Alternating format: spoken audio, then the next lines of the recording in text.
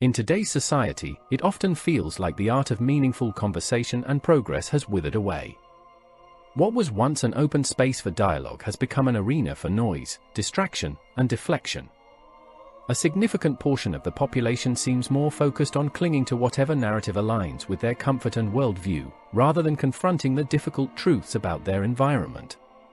The decline of genuine discourse is not merely the result of one particular factor, but a systemic issue rooted in a lack of leadership, a failure of accountability, and a dangerous over-reliance on external sources to provide answers. Instead of seeking real change or evolution, there is an overwhelming trend of evasion. People are quick to point fingers at broad, abstract concepts like lack of religion or societal decay when, in reality, these are symptoms of a much deeper issue, a failure of discipline and leadership.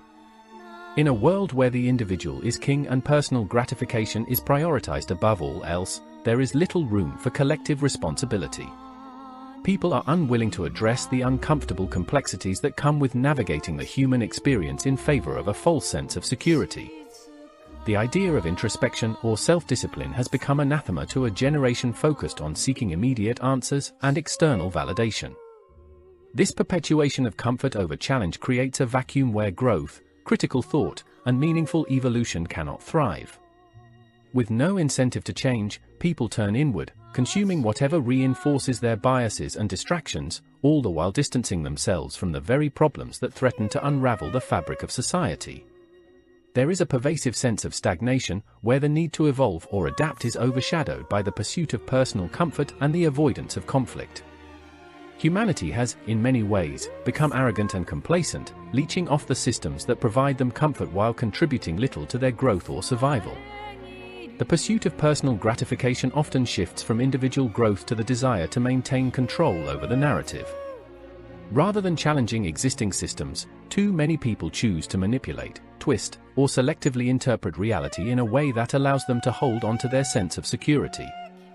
This is the cycle: latch onto a narrative, ride it for as long as it serves you, and when it starts to fail, shift focus to something else that can continue providing comfort and confirmation. This culture of distraction has been exacerbated by those who seek to divide and conquer, turning individuals against each other for the sake of maintaining a fragile, fleeting unity. The more division there is, the easier it becomes to avoid confronting the deeper issues that lie at the heart of society's problems. Leadership, which once guided communities toward greater collective understanding and progress, is now all but absent or ineffective. In its place, we see hollow figures who pander to the masses with promises of ease and comfort, rather than demanding personal accountability or calling for meaningful, systemic change.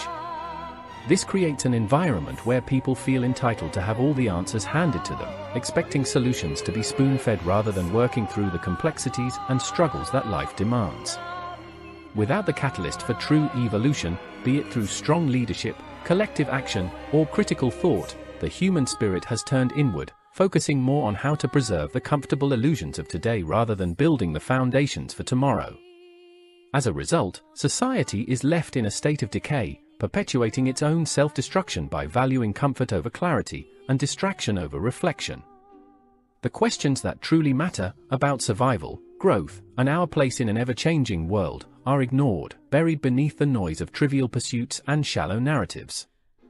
Only those brave enough to confront the truth and willing to face the uncomfortable realities of human existence will be able to break free from this cycle and seek something more than just a fleeting moment of ease. The world as it stands is not one worth enduring, not because it lacks the potential for progress, but because humanity consistently disregards that potential. The answers to many of our challenges already exist, waiting to be embraced.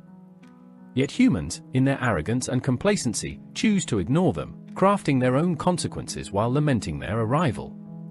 What value is there in consequences that are self-inflicted?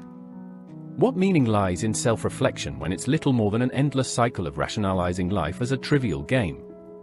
Biology and shared specieshood are irrelevant when the essence of the fight for existence is absent.